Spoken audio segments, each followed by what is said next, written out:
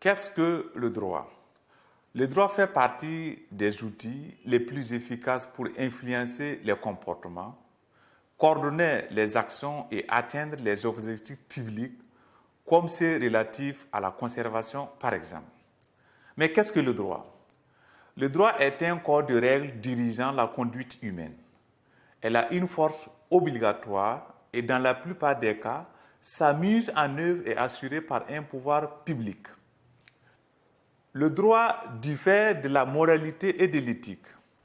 Alors qu'insulter quelqu'un, mentir à son époux ou doubler les gens faisant la queue peuvent être considérés comme immoraux dans la plupart des pays, ces actions ne sont pas interdites par la loi ni soumises au pouvoir public.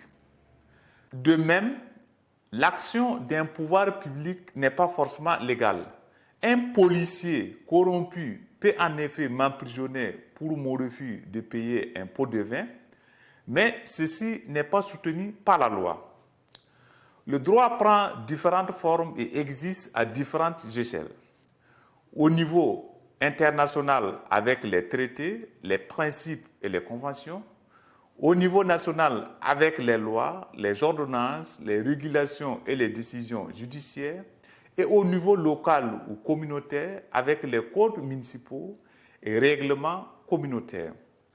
Le droit n'est pas forcément écrit. À certains endroits, les codes religieux ou règles coutumières ont une force légale.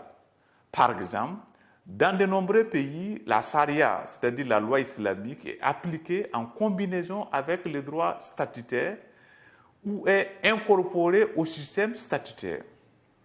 Dans ces pays, les tribunaux de la charia peuvent juger des affaires et infliger des peines. À d'autres endroits, les autorités coutumières telles que les chefs villageois ou conseils tribaux ont un pouvoir législatif. En d'autres lieux, différents types de droits provenant de différentes sources de droits s'appliquent. En fonction d'où je vis, je peux à la fois être soumis à la législation nationale, à des mandats religieux, à des lois locales et à des règles tribales. Il s'agit d'un pluralisme juridique. Pour résoudre les contradictions et conflits potentiels, une hiérarchie existe dans la mise en application des différents niveaux des normes et des règles. La Constitution nationale se trouve au sommet de cette hiérarchie. Ces dispositions sont appliquées à travers le droit commun, le droit spécial, des arrêtés, des réglementations. Cela crée une hiérarchie des normes, également appelée pyramide de Kelsen. Si les dispositions contenues dans une réglementation spécifique contredisent le texte de loi, les dispositions en question seront déclarées nulles. De même, si une loi contredit le contenu de la Constitution nationale, cette loi sera aussi considérée nulle. Le droit remplit diverses fonctions. Le droit positif, quant à lui, crée des droits et des obligations. Il dit ce que l'on a le droit de faire ou non, de quels droits nous disposons en relation avec nos affaires et notre propriété, et même quelles taxes nous devrons payer. Le droit procédural crée des processus au sein des systèmes législatifs, judiciaires et administratifs. Il explique comment obtenir un permis de conduire, porter plainte ou se défendre lorsqu'on est arrêté ou poursuivi en justice.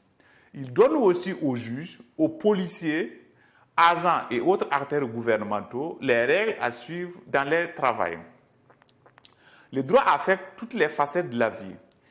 Il établit les fondements du gouvernement ainsi que les droits fondamentaux des peuples. Il réglemente les entreprises, les organisations, les familles et les individus.